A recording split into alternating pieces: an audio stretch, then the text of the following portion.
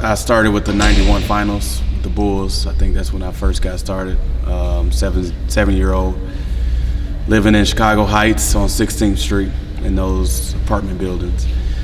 So I started playing then. That was probably the first time I started to realize this is my avenue, what I wanted to do.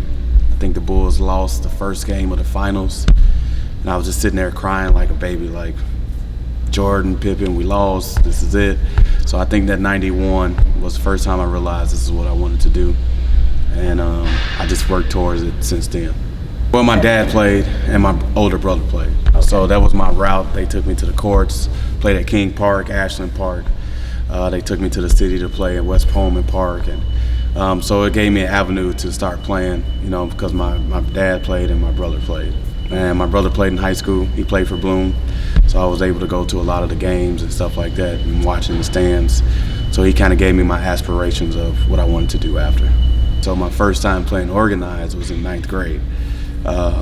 At tryouts across the street at Bloom was the first time that I played organized basketball.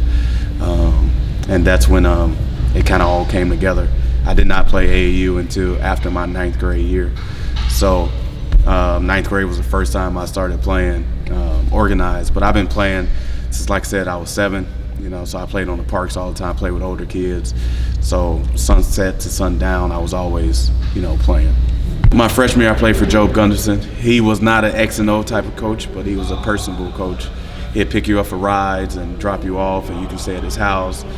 So that experience really gave me a great attitude of what basketball is supposed to be like from a coach point of view of players that come from unfortunate situations that a coach was there taking care of them.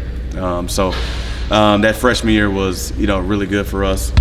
My sophomore year, I played for Coach McGuire, who is in the Basketball Hall of Fame as a sophomore coach, really. He only coached varsity for a couple years. So I had a varsity coach as a sophomore, really. And he showed me the game from an X and O point of view. I didn't play varsity until halfway through my sophomore year because our team was really good at the time. So they didn't really need me to move up. Because the backstory is, Bloom and Bloom Trail merged together probably my second year of school. So, by merging, you got a lot of talent from 6 or 7 different communities. So they didn't really need me to play up at that time. My sophomore year, we're 13-1, I believe, my sophomore year, and then they moved us up after Christmas break. And that team wasn't performing in the way they should have, so they moved us up, and we ended up making it to state that year. We went on a good run. We finished the season 14-13, and we ended up losing in the semifinals with downstate, and we ended up like 19-13 or something like that. So we went on a run, and that kind of put my name on the map. I was a sophomore at the time. I made a huge tip-in shot against Brother Rice to kind of get my name out there in my sophomore year. And then the rest is history. My senior year, I finished all-time leading scorer in the school. We won a lot of games and stuff like that, and All-State 2 years in a row. And that was something that I kind of shot for because I kind of looked down the wall, and you can kind of see the names up there. And I saw it wasn't no one up there twice.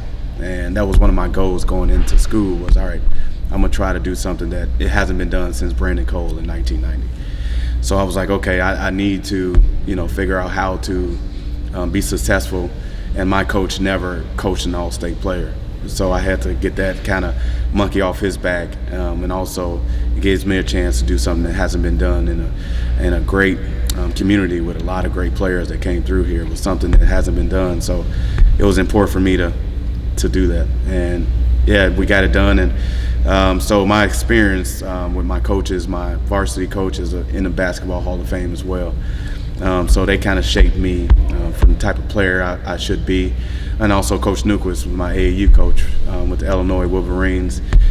So he translated my game from a 4-5 in high school as a freshman, sophomore into a 1-2-3. So he kind of gave me the platform to do different things and have a different outlet, and he took me to national tournaments to get me ranked, and I ended up my senior year being 3rd ranked in the state. I finished 3rd in Mr. Basketball, and that has a lot to do with Coach Nuquist. He believed in different things that I can do and not just be a post player.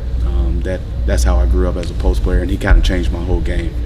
So a lot of who I am is a compliment and deserves a lot of credit to Coach Newquist. So going into the state tournament, we played 3 Marquette guys that's going to Marquette. So Coach Crean was there, and he got a chance to watch me play. So we took out Lincoln Way, who was really good. They had a player going there, Kevin Menard. We took out Hillcrest, who had O'Donnell Blankson, played at Marquette. And we took out Richards, who had D. Wade, and I guarded all 3 of those guys. So Coach Crean had a chance to watch me play. And like I said, when you grow up the way we did, you don't care who's in front of you. You're just going to play hard as you can and let the tables, wherever it might fall. So Coach Crean was the first guy to recruit me my sophomore year. He was the first guy to come down and sit at our house. He wasn't afraid to come to the Heights and sit down and have dinner with your parents and your grandmother and stuff like that. So he wasn't afraid to come in and tell you not what you want to hear.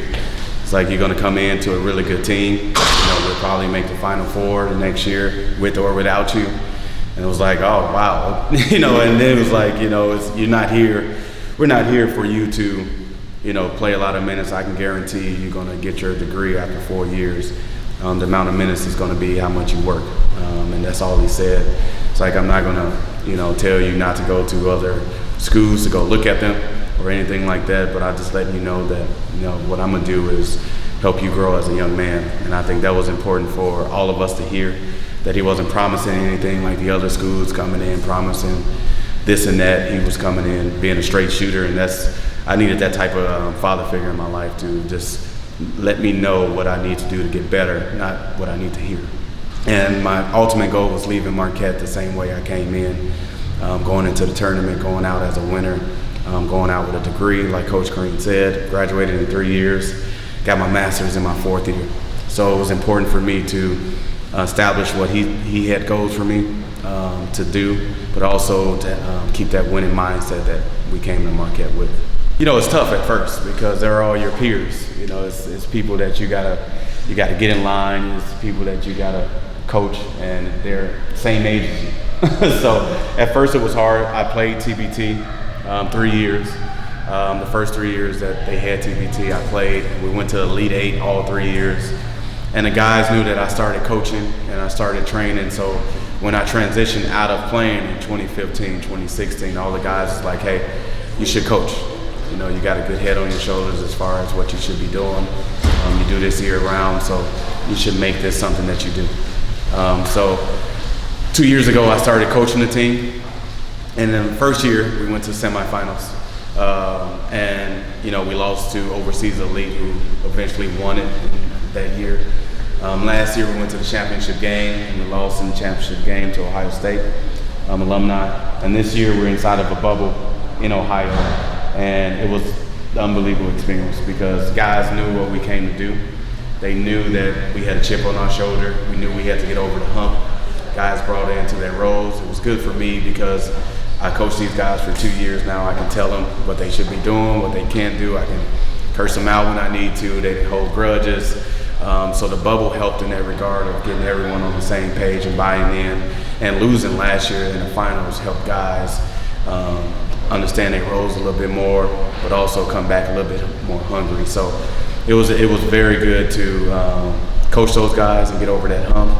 But it was also a challenge to be inside of a bubble for 14 days without your family, without the outside world. You're just there. So I don't take for granted what we did. It was very hard to do, and it's something we should all cherish for years to come. Keep your head down and grind. I think that's the hugest thing I can tell any kid that grew up the way we did, is to keep your head down and grind and not believe in the stereotypes of what's going on around you and what's the statistics of people who make it out.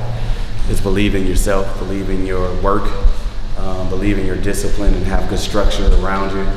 It doesn't have to be your family or friends, but just believe in yourself and what you can do, and find your niche. It doesn't have to be sports, but find something that you're really good at and master it. I think that's something that I would tell each kid here is believe in your worth, believe in your work, and believe that you matter. And I think that's every kid needs to know that, especially from our environment, that you matter. Regardless, like my situation, both of my parents passed away. They were both on drugs, doing this and that, but I had an outlet to get better. I had people who cared about me outside of my family. So you just gotta continue to work, continue to grind, and believe in yourself, because no one's gonna believe in you until you believe in yourself.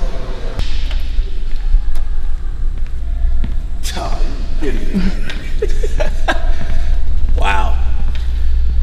3. Oh, man. A little different than when you were here, huh? Man, came a long way. Yep. Wow. Tom did a great job, man. Man. Yeah, you can do everything in here. See the courts? Yeah. They just put up the 16 screen thing. They can do it all. Man, it's like a small college gym, right?